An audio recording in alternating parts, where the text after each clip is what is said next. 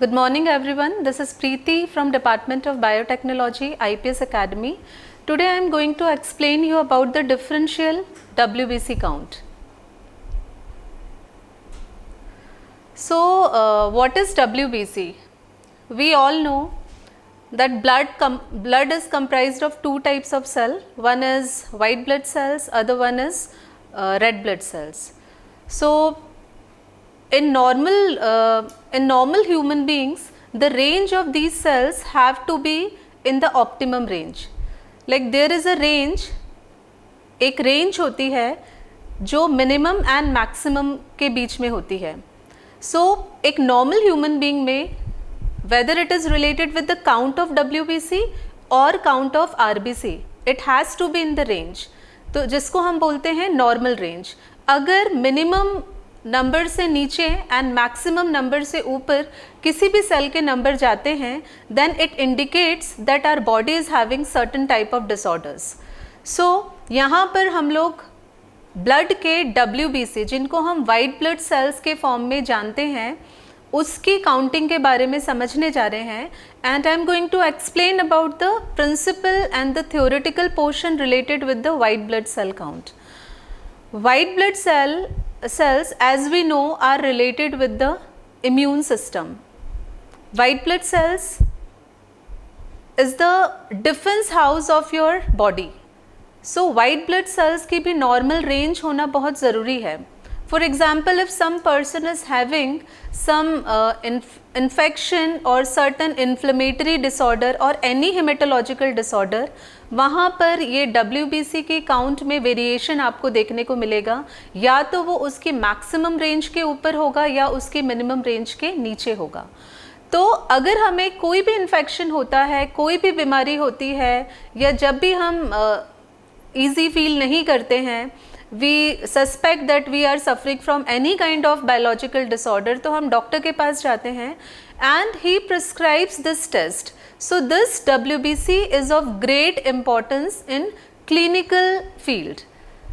So what do we mean by differential white blood cells count? Differential का मतलब होता है कि white blood cells जो होते हैं हमारी बॉडी में, वो अलग अलग तरह के होते हैं. For example, we have eosinophils, we have monocytes, we have lymphocytes. So these are some kinds of white blood cells. तो individual type के जो white blood cell हैं, उनकी भी एक normal percentage है, उनकी भी body में एक normal range है. तो हम इसी बात को चेक करते हैं इस टेस्ट से कि क्या वो रेंज नॉर्मल है, क्या कोई से भी पर्सन को कुछ डिसऑर्डर हो रहा है तो उसकी बॉडी में डिफरेंट टाइप्स के वाइट ब्लड सेल्स जो हैं, क्या वो नॉर्मल रेंज में हैं. इसी चीज़ को चेक करने के लिए जो हम टेस्ट लगाते हैं या जो हम एक्सपेरिमेंट परफॉर्म करते हैं, उसका नाम है differential white blood cell counting.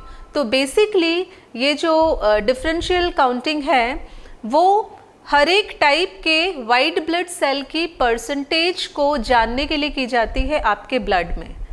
तो ये बेसिकली किसी भी डिजीज़ की डायग्नोसिस के लिए अगर डॉक्टर सस्पेक्ट कर रहा है कि ये डिजीज़ हो सकती है और ये रिलेटेड है इनके नंबर में गड़बड़ी की वजह से, then this test is prescribed by your doctor. So basically here it is the principle. A differential white blood cell count is performed to determine the percentage of each type of white blood cells in the presence of the blood sample of any person. So this test is useful because the relative proportions of the white blood cells may change in particular disease, as I have already explained. So white blood cell, just a minute. So basically मैंने आपको बताया कि हमारी body में अलग अलग type के white blood cells होते हैं. For example, here is the different categories of white blood cells in column 1 and उसी के सामने उसके फंक्शन दिए गए हैं. So first number of white blood cell is the neutrophil. Neutrophil का बेसिकली फंक्शन होता है कि it helps to stop microorganism infection. Neutrophils are basically responsible to kill the microorganism जिसको हम टर्मिनोलॉजी अगर हम यूज़ करें तो इस किलिंग को या इस ईटिंग को न्यूट्रोफिल की, माइक्रो ऑर्गेनिज्म की eating by neutrophil is known as your phagocytosis process.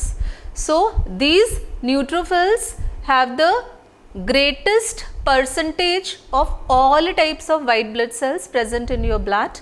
So ये basically responsible है आपके phagocytosis के लिए. Phagocytosis मतलब eating of microorganisms by this specific type of neutrophils, जिसका दूसरा नाम है polymorphonuclear cells. पॉलीमॉर्फोन्यूक्लियर सेल्स इसलिए बोला गया है बिकॉज इनकी जो न्यूक्लियस होती है उसमें आपको अलग अलग टाइप के शेप्स देखने को मिलते हैं. न्यूक्लियस का जो शेप है वो डिफाइन नहीं है.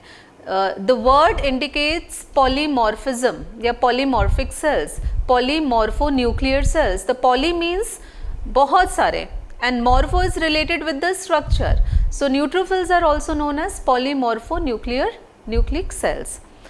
So second is your lymphocytes. Lymphocytes जो होते हैं बेसिकली आपके वाइट ब्लड, आपके बी सेल्स होते हैं, आपके टी सेल्स होते हैं. बी सेल्स आपके एंटीबॉडीज़ का जनरेशन करते हैं. टी सेल्स जो होते हैं आपके साइटोकाइंस का सिक्रीशन करते हैं. तो बेसिकली लिम्फोसाइट्स जो हैं बी सेल अगर सिक्रीट करेगी तो these lymphocytes will be known as B lymphocytes, और ये एंटीबॉडीज़ का सिक्रीशन करते हैं जो किसी भी बैक्टीरिया और वायरस को ब्लड में या बॉडी में एंटर होने से रोकती है, उसको एलिमिनेट करने का काम करती है. सिमिलरली अगर हम टी सेल लिम्फोसाइट की बात करें तो बेसिकली इनके काम करने का जो तरीका है, they kills off the body cells if they have been compromised by a virus और cancer cells. Next category is monocyte. Monocyte जो है यही वाइट ब्लड सेल के एक तरीके के सेल हैं जो लेटर स्टेजेस में आपके मैक्रोफेजेस बन जाते हैं.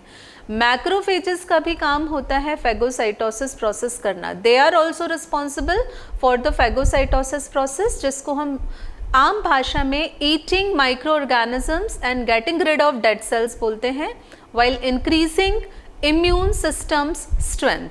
Next category is eosinophils. Eosinophils जो हैं आपके बेसिकली ये इन्फ्लेमेशन को कंट्रोल करते हैं, है ना. इन्फ्लेमेशन क्या होता है, जब भी हमें कट लगता है वहाँ पर हमें दर्द होता है, वहाँ जलन होती है, टेम्परेचर बढ़ जाता है ना, वहाँ स्वेलिंग हो जाती है, वहाँ पे पेन होने लगता है. तो ये जितने भी इंडिकेशंस हैं ये बॉडी के इंडिकेशंस हैं कि बॉडी को किसी भी फिजिकल इंजुरी की वजह से तकलीफ हुई है. तो इस प्रोसेस के रिस्पॉन्स में जो हमारा इम्यून सिस्टम काम करता है उसको हम इन्फ्लेमेशन बोलते हैं, और ये इन्फ्लेमेशन आपके इजिनोफिल की वजह से हुआ है. So eosinophils are basically responsible for inflammation. They are specially active during parasite infections and allergic reactions, stop substances or other foreign material from harming the body. Next category is your basophil. Basophil are basically responsible for the production of your enzymes during allergies or some asthma attack. Asthma attack is also it's also a type of your allergy.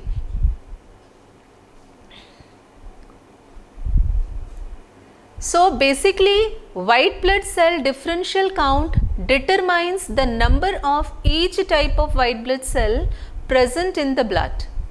So it can be expressed as a percentage, और percentage भी किस चीज़ का, relative numbers of each type of white blood cell in reference to total number of WBC. For example, अगर हमने 100 WBC count करे हैं totality में, सब मिला के, neutrophils, eosinophils, basophils, lymphocytes, everything, monocytes, इनको सब मिला के हमने 100 नंबर्स के पूरे WBC काउंट करे हैं, तो इस पूरे 100 नंबर में से कितने टाइप के आपके मोनोसाइट्स हैं, कितने टाइप के आपके लिम्फोसाइट्स हैं, कितने टाइप के आपके इजिनोफिल्स हैं, तो इनको हम बोलते हैं परसेंटेज. तो बेसिकली इंडिविजुअल टाइप के वाइट ब्लड सेल का परसेंटेज इन रिलेशन या with respect to total number of white blood cell, it is known as your white blood cells differential counting. So basically इसका significance यही है कि DLC helps to diagnose the cause of a high or low white blood cells count results seen may also be used to help diagnosis and or monitor other diseases and conditions that affect one or more different types of WBCs. चाहे कोई सी भी disease हो, आपकी disease जब भी होती है तो there is a battle between the immune system of your body and the injury or the parasite or the any infection which is taking place in your body. So immune system directly gets affected by all these disorders. सो इस immune system में अगर ये variation देखने को मिलता है तो doctor prescribe करता है आपके डीएलसी को, जानने की कोशिश करता है कि इन्फेक्शन या कोई सी भी इंजुरी है उसकी वजह से किस तरीके से इम्यून सिस्टम जो है वो अफेक्ट हुआ है.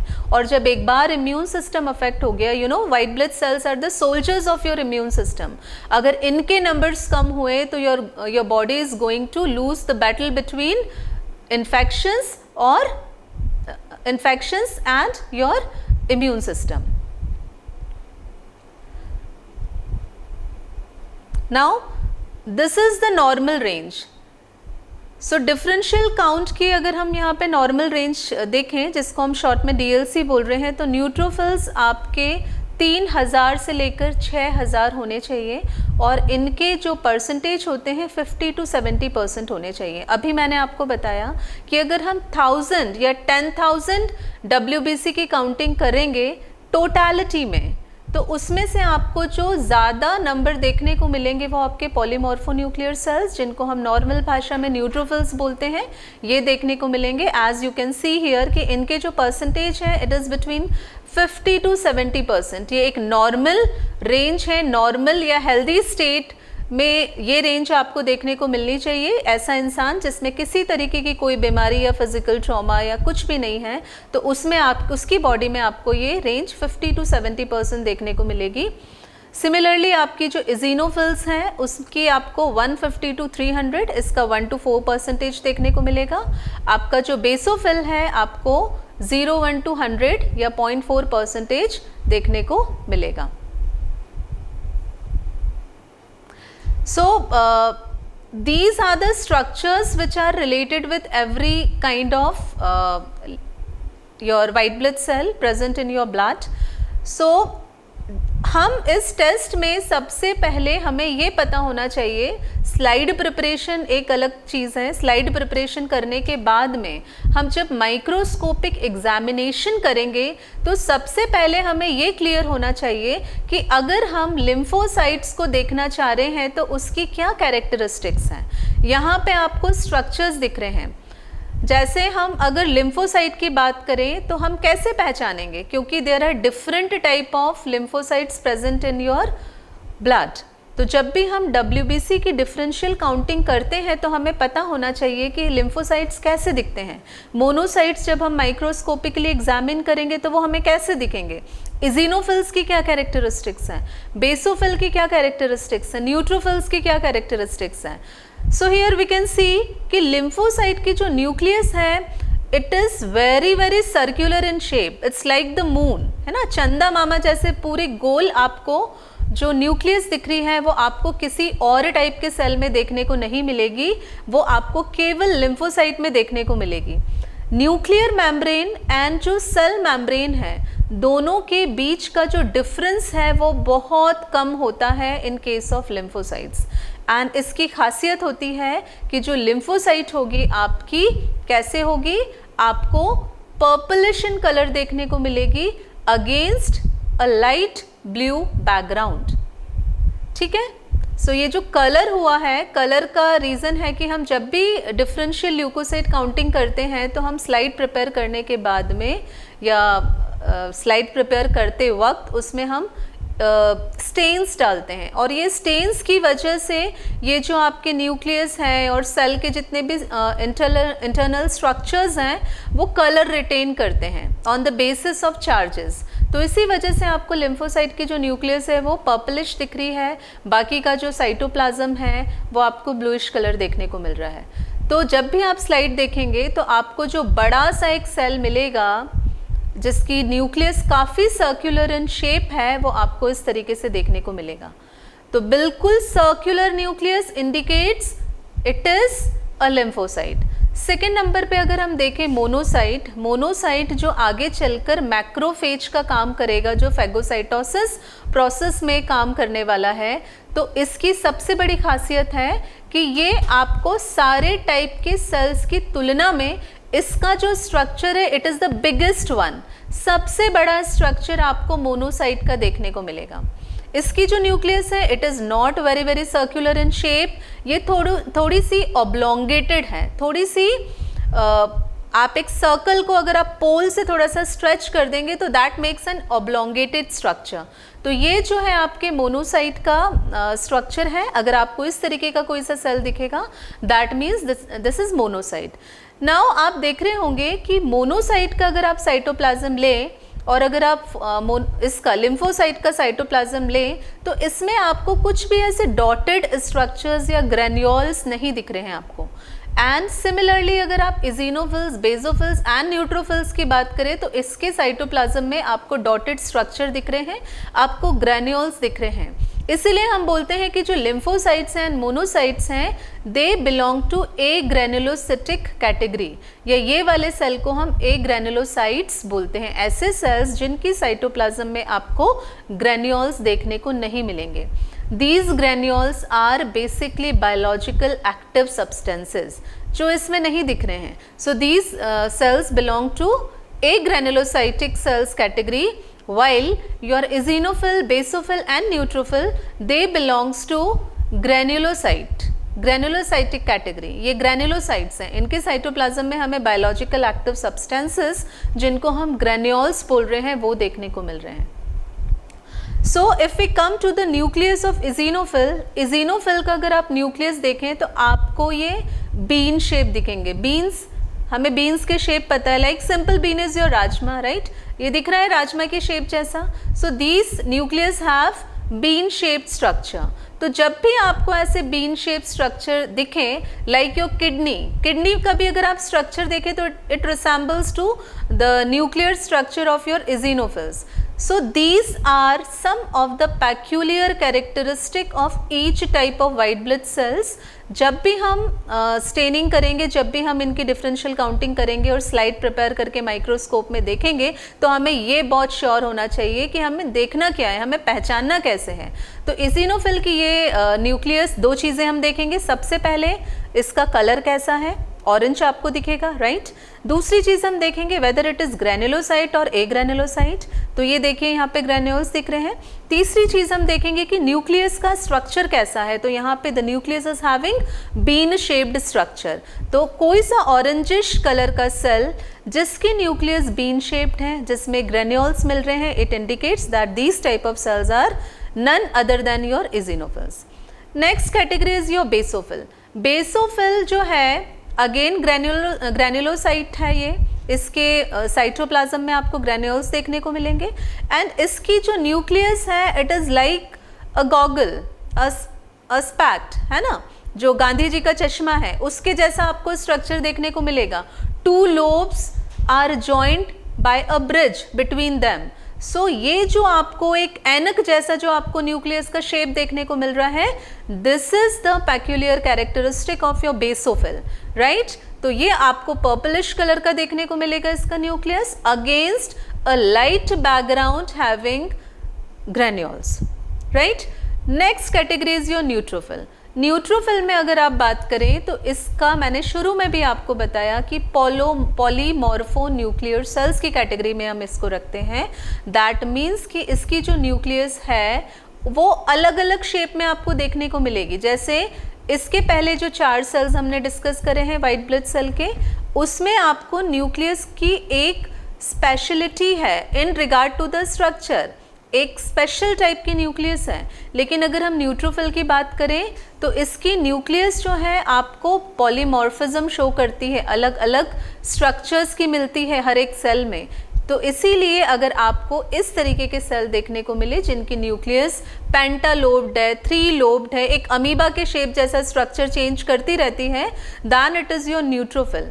साथ में न्यूट्रोफिल को आपको पहचानने की, ढूंढने की स्लाइड में ज़रूरत पड़ेगी ही नहीं, क्योंकि शुरू में ही हमने जाना कि 50 to 70% of the cells of your white blood cells are neutrophils only, जिसको हम पॉलीमॉर्फोन्यूक्लियर सेल्स बोलते हैं. सो आई थिंक ये जो इनकी कैरेक्टरिस्टिक्स हैं they are clear to all of you.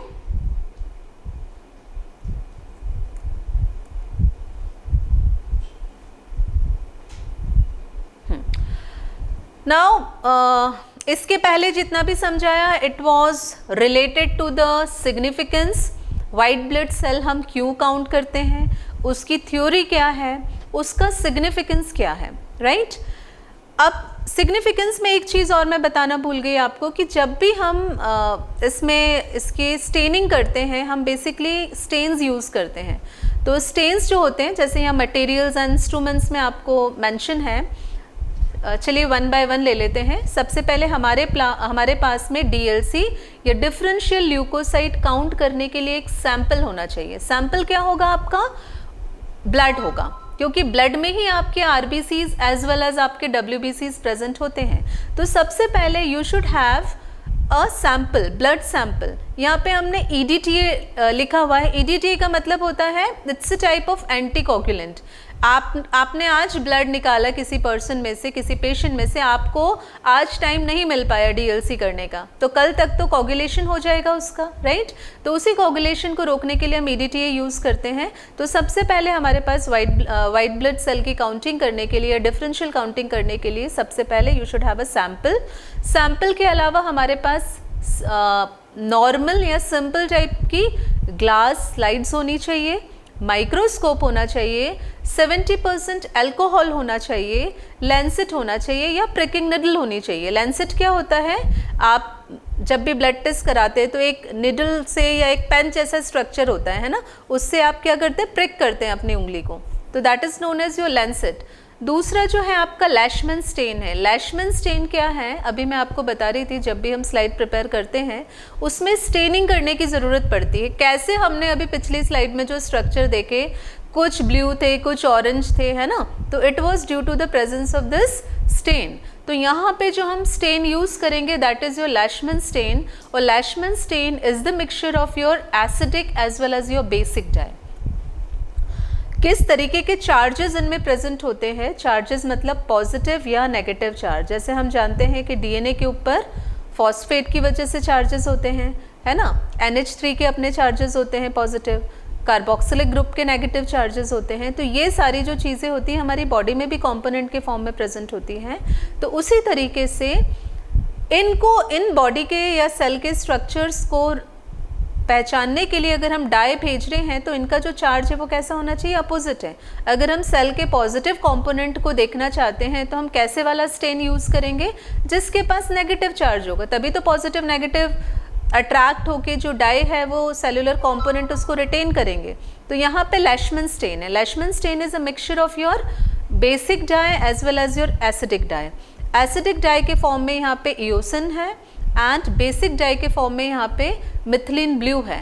और लैशमैन स्टेन में ये दोनों ही स्ट्रक्चर्स प्रेजेंट हैं क्योंकि हमें सेल के या वाइट ब्लड सेल के दोनों ही कंपोनेंट्स को स्टेन करना होता है. तो बेसिकली इसमें आपकी मिथाइल अल्कोहल भी एडेड होती है. 100 ml मिथाइल अल्कोहल में आप 0.15 ग्राम क्या करेंगे, लैशमैन स्टेन जो पाउडर्ड फॉर्म में होता है उसको आप मिक्स करेंगे. So this is your composition of your Leishman stain. इसमें सॉल्वेंट के फॉर्म में आपका मिथाइल अल्कोहल यूज़ हो रहा है, ठीक है. मिथाइल अल्कोहल जो है यहाँ पे अल्कोहल एक फिक्सेटिव की तरह काम कर रहा है. फिक्सेटिव का मतलब होता है कि सेल की जो न्यूक्लियस है उसको उसी स्टेट में मेंटेन रखना थ्रू आउट द एक्सपेरिमेंट. जब भी आप माइक्रोस्कोप में उसको ऑब्जर्व करोगे तो कैसा लगेगा, आपका जो सेल है वो इधर फ्लोट हो रहा है, उधर फ्लोट हो रहा है, राइट. तो उसको उसी करने के लिए जो भी चीज़ हम यूज़ करते हैं उसको हम बोलते हैं फिक्सेटिव. तो लैशमैन स्टेन में आपकी जो मिथाइल अल्कोहल है वो आपके फिक्सेटिव का काम करती है. कई जगह डिफरेंशियल सेल काउंटर भी यूज़ होते हैं, है ना. इसमें आपको मैनुअली करने की ज़रूरत नहीं होती. जैसे आपका बैक्टीरिया को काउंट करने के लिए कुछ काउंटर्स होते हैं, वैसे ही आपके वाइट ब्लड सेल को काउंट करने के लिए डिफरेंशियल सेल काउंटर्स होते हैं. तो यहाँ पे तो हम दोनों तरीके से करते हैं. स्लाइड प्रिपरेशन के बाद में डिफरेंशियल सेल काउंटर की मदद से भी कर सकते हैं, या किसी लैबोरेटरी में ये इक्विपमेंट नहीं है, ये इंस्ट्रूमेंट नहीं है, तो हम उसको मैनुअली भी कर सकते हैं. So that was all about the significance, introduction, principle, क्या चीज़ें चल रही हैं, क्यों यूज़ कर रहे हैं, उसके बारे में. Everything was about the background, right? Now come to the procedure. अब किसी भी माइक्रोस्कोपिक एग्जामिनेशन करने के लिए सबसे पहले आपकी जो बात आती है या सबसे पहला जो स्टेप होता है, that is the preparation of your smear. चाहे आप माइक्रो ऑर्गेनिज्म की स्लाइड बनाओ, चाहे आप ब्लड रिलेटेड स्लाइड बनाओ, चाहे आप किसी भी चीज़ की स्लाइड बनाओ, सबसे पहले होता है स्मेयर का प्रिपरेशन करना. Now what do we mean by smear? Smear is the thin uniform layer of any sample. यहाँ पे जो सैम्पल है दैट इज़ योर ब्लड. तो स्मेयर मतलब ब्लड की एक थिन यूनिफॉर्म लेयर, उसको हम बोलते हैं स्मेयर. अब इसको बनाने का तरीका क्या होता है? आपको सबसे पहले क्या लेना है? 2 स्लाइड्स लेनी है. स्लाइड लेना है और एक स्लाइड के एंड पर एक ब्लड का ड्रॉप आपको प्रिक करने के बाद में डालना है. दूसरी स्लाइड की मदद से 45 डिग्री का एंगल बना के आपको उसको इस तरीके से जर्क के साथ में स्प्रेड करना है. फॉर एग्जाम्पल, तो सबसे पहले आपको 2 क्लीन स्लाइड लेनी है और उसके बाद में आपको उनको स्प्रेड करना है एक थिन यूनिफॉर्म लेयर में. स्मेयर का प्रिपरेशन करना है, ठीक है. और स्लाइड हम किससे बना रहे हैं? ब्लड से. तो सबसे पहले आपकी बेसिकली रिंग फिंगर को यूज़ किया जाता है. इसको 70% अल्कोहल से पहले स्टेरिलाइज किया जाता है, उसको डिसइंफेक्ट किया जाता है ताकि जो भी यहाँ पे कंटामिनेंट्स हो वो निकल जाए. उसके बाद में आप लेंसेट या प्रिकिंग निडल की मदद से इसको प्रिक करते हैं और ये जो स्लाइड है उसके एक कॉर्नर पे आप ड्रॉप रखते हैं ब्लड की, और दूसरी स्लाइड की मदद से क्या करते हैं, उस ब्लड की ड्रॉप को आप स्प्रेड करते हैं, जिसको आप स्मेयर बोलते हैं. ठीक है. स्मेयर बनाने के बाद में आपको नॉर्मल रूम टेम्परेचर पे उसको एयर ड्राई करना होता है. स्टेनिंग करने के पहले आपको उस स्लाइड को एयर ड्राई करना पड़ता है. आपने यहाँ पे ये स्लाइड बना ली. अब आप इसको क्या करोगे? Dry in air. इसकी आप एयर ड्राइंग करोगे. सो यहाँ पे मैंने दिखाने की कोशिश करी है how you will make a slide. ये एक स्लाइड है. रिंग फिंगर को जनरली यूज़ किया जाता है क्योंकि वहाँ पे ब्लड सप्लाई काफ़ी अच्छा होता है, तो इजीली ब्लड ड्रॉप जो it comes out after pricking.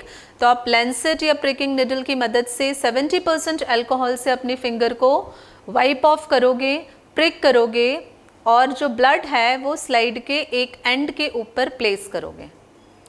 Now you are taking another slide, है ना. अनदर स्लाइड लेकर आप क्या कर रहे हैं? इसको स्प्रेड करने की कोशिश कर रहे हैं. सी, आपने उस ड्रॉप को वर्टिकली स्प्रेड करा है, क्योंकि आप अगर ड्रॉप को बिना वर्टिकली स्प्रेड करे स्मेयर बनाओगे तो वो यूनिफॉर्म लेंथ का या यूनिफॉर्म ब्रेड्थ का नहीं बनेगा. वो कुछ ही पोर्शन पे स्प्रेड होगा, लेकिन एक सब्सटेंशियल विड्थ वाली जो स्मेयर आपको बनानी है तो सबसे पहले आपको ब्लड की ड्रॉप को वर्टिकली दूसरी स्लाइड की मदद से बाय मेकिंग एंगल 45 डिग्री आपको उसको स्प्रेड करना होगा. सी, अब ये जो है ये स्प्रेड हो गई है आपकी ब्लड की ड्रॉप एंड इस तरीके से आपको कुछ दिखेगा स्मेयर.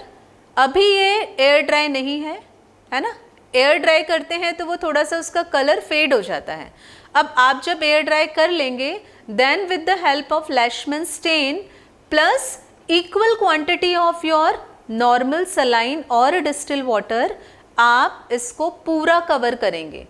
सपोज आप 15 ड्रॉप्स ऑफ लैशमैन स्टेन अगर डाल रहे हैं पूरे स्मेयर को कवर करने के लिए, तो आप उसमें 15 ड्रॉप्स ऑफ नॉर्मल सलाइन भी डालेंगे. नॉर्मल सलाइन का यहाँ पे क्या काम है कि ये जो आपका स्टेन है और आपका जो नॉर्मल सलाइन है ये सेल को रप्चर नहीं होने देगा, जो ऑस्मोटिक शॉक है वो नहीं लगने देगा, है ना. आपकी बॉडी में भी कुछ ना कुछ पीएच होता है. पीएच किसकी वजह से होता है? जो भी उसमें आपकी बॉडी के जितने भी फ्लूइड्स होते हैं उसकी एक ऑस्मोटिक रेंज होती है, एक ऑप्टिमम ऑस्मोटिक प्रेशर पे वो रहता है. ठीक है. तो इस चीज़ को मेंटेन करने के लिए आप यहाँ पे NaCl यूज़ करेंगे. सी, ये मैंने जो आपको ब्लैक बोर्ड पे समझाया उसी का तरीका है ये. हाई HCT का मतलब होता है हेमाटोक्रिट वैल्यू. अब स्लाइड का एक तरीका होता है कि जब भी आप स्मेयर प्रिपेयर करते हैं तो सपोज यहाँ पे ब्लड की जो ड्रॉप थी, है ना, और उसको आपने स्मेयर में इस तरीके से बनाया, तो ये माना जाता है कि एक स्लाइड पे जो स्मेयर है उसके 3 रीजन्स होते हैं। यहाँ पे आपको हाई एचसीटी एंड लो एचसीटी दिखाया गया है। हेमाटोक्रिट, हेमाटोक्रिट मतलब है एचसीटी का, हेमाटोक्रिट का मतलब है कि ये वाला जो पोर्शन है इसमें लो डेंसिटी होगी, किसकी, आपके ब्लड की, ब्लड सेल्स की, क्योंकि यहीं से तो ओरिजिन था, यहीं पे तो ब्लड ड्रॉप आपने प्लेस कर, यहाँ पे सॉरी हाई डेंसिटी होगी क्योंकि यहीं पे तो आपने ब्लड ड्रॉप प्लेस करा था। जैसे जैसे आप स्प्रेड करोगे ये बीच वाले एरिया में मॉडरेट डेंसिटी में आपके सेल्स प्रेजेंट होंगे, और जो लास्ट वाला एरिया है इसमें आपके लीस्ट डेंसिटी में सेल्स प्रेजेंट होंगे या लो डेंसिटी में आपके सेल्स प्रेजेंट होंगे। तो यहाँ पे आपका बहुत ज़्यादा हाई डेंसिटी होगी सेल की। जब भी आप माइक्रोस्कोपिक एग्जामिनेशन करेंगे तो you will always choose this moderate density region. चाहे आप कोई से भी स्लाइड बनाए, किसी भी टाइप के सैंपल की स्लाइड बनाए, it is always suggested to use moderate density region, क्योंकि हाई डेंसिटी रीजन में जहाँ से आपने ब्लड ड्रॉप को स्प्रेड करना शुरू करा है, यहाँ पर जो नंबर ऑफ सेल्स होंगे दे वुड बी न्यूमरस, है ना, बहुत सारे होंगे। So it would be very difficult, हो सकता है क्लम्पी स्टेट में आपको दिखे माइक्रोस्कोप में, तो आप इसको काउंट ही नहीं कर पाओगे। तो ये वाले हाई डेंसिटी वाले रीजन को कभी भी ऑप्ट नहीं किया जाता है किसी भी स्लाइड को माइक्रोस्कोपिक एग्जामिनेशन के लिए, न ही लो डेंसिटी। लो डेंसिटी वाला क्यों नहीं चूज करते हैं? हो सकता है कि कुछ बहुत ही कम परसेंटेज वाले जो सेल हैं वो इस रीजन में आ ही नहीं पाए, वो यहीं तक रहे, है ना। सपोज मोनोसाइट है, मोनोसाइट आपको बहुत कम देखने को मिलते हैं, तो वो इसी रीजन में आपको रह जाए और आप इसको ऑप्ट कर लो माइक्रोस्कोपिक एग्जामिनेशन के लिए, और आप आपके रिजल्ट में लिख दो कि मोनोसाइट तो था ही नहीं ब्लड स्मेयर में, right. So always go for the moderate density region of your smear for microscopic examination. So HCT here means hematocrit value. Hematocrit मतलब लो हेमाटोक्रिट मतलब कि कम नंबर ऑफ सेल्स प्रेजेंट है, हाई हेमाटोक्रिट मतलब कि ज्यादा density of cells would be present in that area. Okay, so इसके पहले हमने स्लाइड स्मेयर कैसे प्रिपेयर करते हैं, लैशमैन स्टेन डालेंगे, कितना डालेंगे, वाटर या NaCl कितना यूज करेंगे, उसको हमने देखा है ना. इसी का थोड़ा सा ब्रीफ रिव्यू है ये. So next is your staining of blood smear. Staining the blood smear by drying up your slide. आपने स्लाइड को ड्राई करा है, ठीक है. आप चाहे तो उसको एक रैकर पे भी रख सकते हैं, रैक भी कर सकते हैं उसको, है ना. ब्लड स्मेयर जो है उसमें आपको सैंपल कलेक्शन के बाद में या स्मेयर बनाने के बाद में 1 से 2 घंटे के अंदर आपको उसकी स्टेनिंग प्रोसेस कर लेनी चाहिए, ठीक है. थर्ड स्टेज में यहाँ पे एक्सप्लेन किया गया है कि जो लैशमैन स्टेन है उसको केयरफुली कवर करना चाहिए, कोई सा भी एरिया अनकवर्ड न रह जाए स्टेन से. स्टेन को एक्ट करने के लिए आपके स्मेयर के ऊपर लगभग आपको 2 से 3 मिनट देने चाहिए, और आपका जो डिस्टिल वाटर या स्टेन है जो आपका एक्स्ट्रा वाला है उसको आपको हटा देना है. और कभी भी आपको कंसंट्रेटेड फॉर्म में स्टेन यूज़ नहीं करना है. ऑलवेज यूज़ सलाइन और डिस्टिल वाटर जितना आप स्टेन यूज़ कर रहे हो स्मेयर को कवर करने के लिए. एंड एक्स्ट्रा वाला जो आपका स्टेन है आपको उसको वॉश ऑफ कर देना है यूजिंग द टैप वाटर. जब भी आप अगर उसको डायरेक्टली स्लाइड को टैप वाटर में वॉश कर रहे हो तो उसका जो फ्लो है वो काफ़ी कम होना चाहिए. उसके बाद आपको थोड़ा सा ड्राई करने के बाद में एक्स्ट्रा जो वाटर है उसको वाइप ऑफ कर देना है. देन आपका जो स्मेयर है या आपकी जो स्लाइड है it is ready for the microscopic examination. अब माइक्रोस्कोप में आपको एग्जामिन करने के लिए हमेशा रूल होता है कि किसी भी स्लाइड को एग्जामिन करने के लिए या ऑब्जर्व करने के लिए अंडर माइक्रोस्कोप आपको शुरू में लोअर रेंज में देखना चाहिए, लो पावर ऑब्जेक्टिव लेंस में देखना चाहिए, फिर धीरे धीरे ग्रेजुअली आपको माइक्रोस्कोप का रेजोल्यूशन बढ़ाना चाहिए और यहाँ पे आप पहले 10x में सेट करोगे, उसके बाद में आप उसको ऑयल से कवर करने के बाद में 100x पे स्मेयर को देखोगे, ठीक है। फिर आपको इसमें काउंटिंग शुरू करनी है। हाँ, एक चीज़ और, जब भी हम 100x में देखते हैं 100x ऑब्जेक्टिव लेंस में देखते हैं माइक्रोस्कोप की, तो उसका एक रूल होता है कि 100x में देखने के पहले हम जो स्मेयर होता है उसको जनरली सिडार वुड ऑयल से क्या करते हैं, कवर करते हैं बेसिकली, है ना। तो हम कवर क्यों करते हैं, बिकॉज ऑयल की वजह से जो रिफ्रैक्टिव इंडेक्स होता है वो काफ़ी बढ़ जाता है। तो रिफ्रैक्टिव इंडेक्स बढ़ने की वजह से जो रेजोल्यूशन है या जो सेल का स्ट्रक्चर है वो काफ़ी क्लियर हो जाता है। अब आपको उसके मॉडरेट डेंसिटी वाले रीजन में सेल की काउंटिंग करनी है, ठीक है, उसकी मॉर्फोलॉजी के बेसिस पे। इस तरीके के आपके न्यूट्रोफिल्स दिखेंगे। अब इसमें दो तरीके के न्यूट्रोफिल्स हैं। एक है न्यूट्रोफिल्स जिसमें आपका जो न्यूट्रोफिल की न्यूक्लियस है वो सेगमेंट हो गई है, उसमें कट गई है, वो दो फ्रैगमेंट्स में बट चुकी है, तो उसको हम सेगमेंटेड न्यूट्रोफिल बोलेंगे। है वो भी न्यूट्रोफिल, लेकिन उसकी जो न्यूक्लियस है वो दो सेगमेंट्स में प्रेजेंट है और एक में आपकी रेगुलर न्यूक्लियस प्रेजेंट है जिसको हम बैंड न्यूट्रोफिल बोल रहे हैं। इजिनोफिल, जैसे मैंने आपको बताया था कि जो इजिनोफिल आपको दिख रहा है ये किस तरीके से आपको दिख रहा है, ये देखिए, दो लोब्स को एक ब्रिज से जॉइन किया हुआ है। ये आपके बेसोफिल्स हैं। ये देखिए बीच में ग्रैनुलोसाइट्स आपको दिख रहे हैं, किडनी शेप के दो आपको न्यूक्लियस के लोब्स दिख रहे हैं।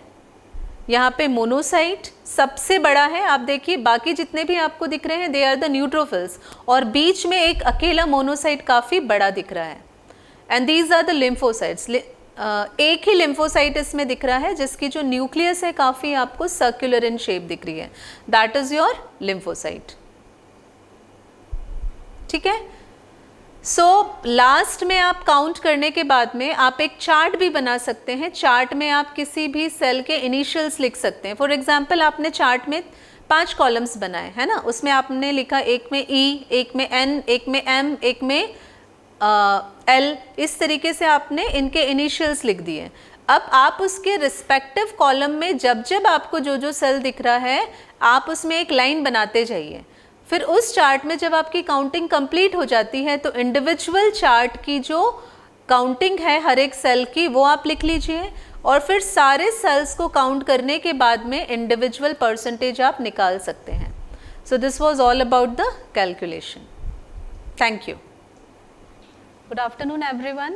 In previous lecture we have discussed about the basic principles of differential leukocyte count and we discussed about the significance, क्यों किया जाता है differential leukocyte count, कैसे किया जाता है, हमने सारी theoretical बातें समझी।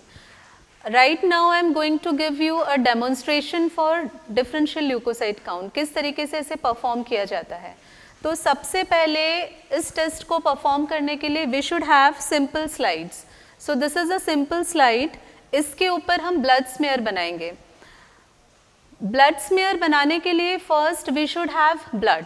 तो इसको करने के दो तरीके हैं। अगर आप ऑलरेडी निकाला हुआ ब्लड यूज़ कर रहे हैं, मान लीजिए अगर आपने कल ब्लड निकाला है, तो you can add some anticoagulant like EDTA into the blood so that you can use it tomorrow also. तो मैंने ऑलरेडी इसमें ब्लड स्टोर्ड फॉर्म में रखा हुआ है, तो I am going to use that. Otherwise आप इस तरीके की प्रिकिंग निडल से भी आपका इमीडिएटली फिंगर को प्रिक करके ब्लड की एक ड्रॉप उसमें से निकाल सकते हैं and you can make a smear. So I am going to use the already collected blood here.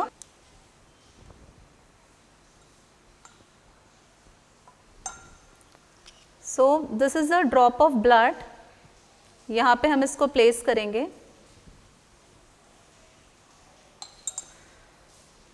अब with the help of another slide, see जैसे हमने समझा कि हमेशा दूसरे स्लाइड को हम लेस देन 45 डिग्री के एंगल पर प्लेस करते हैं, है ना। हमने इसको प्लेस करा, we can keep it here also. यहाँ पे आप 45 डिग्री से कम एंगल पे इसको प्लेस करके वर्टिकली आप इसको स्प्रेड करेंगे, फिर धीरे से आप इसको इस तरीके से स्प्रेड करेंगे, See.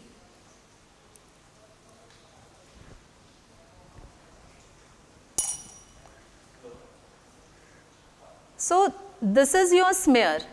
ये आपका एक थिन स्मेयर बन के तैयार हो गया है. Now you have to allow it to dry in air at room temperature. तो आप इसको एयर ड्राई करेंगे. So we have to wait for the smear to get it dry. So हमारा स्मेयर अब ड्राई हो चुका है. We have already prepared the smear, we have dried it in air.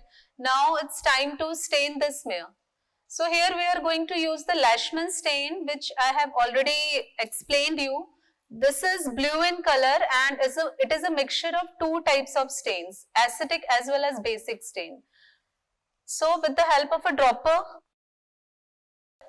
I will cover the whole smear.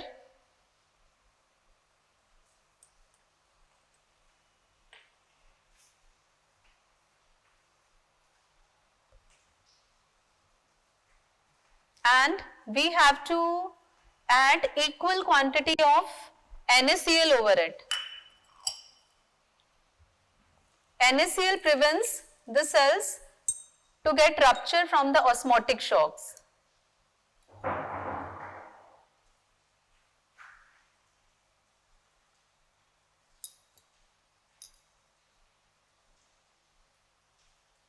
You have to cover the whole smear by NaCl as well.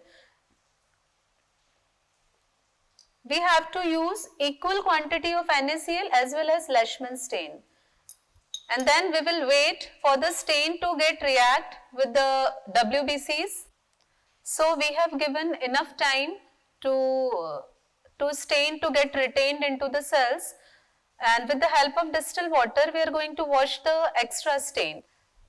So make sure the stream of water has to be very low. It should not dislodge your smear. Otherwise your smear will get dislodged.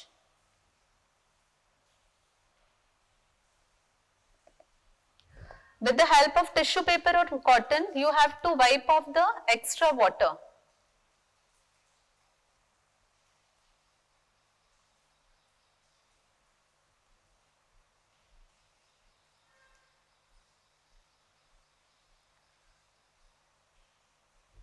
Now this light is ready to view under the microscopic observation. So before microscopic observation, we will add some drops of oil to increase the refractive index.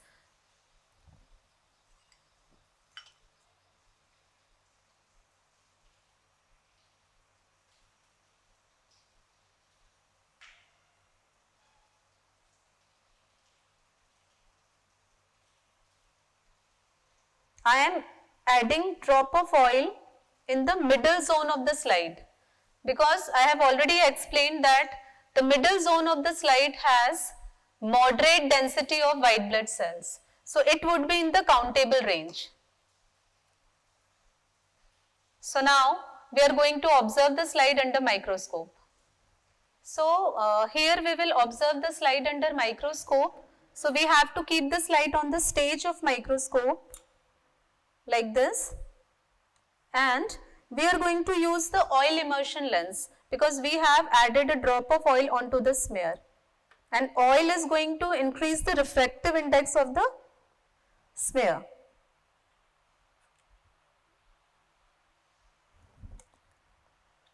We have to adjust the stage of the microscope, and we have to adjust the microscope according to our focal length. This is a binocular sort of microscope. That means we have to use both the eyes to visualize the slide. First, you have to adjust the microscope on the lower resolution, then gradually you will increase it to the 100x, that is your oil immersion.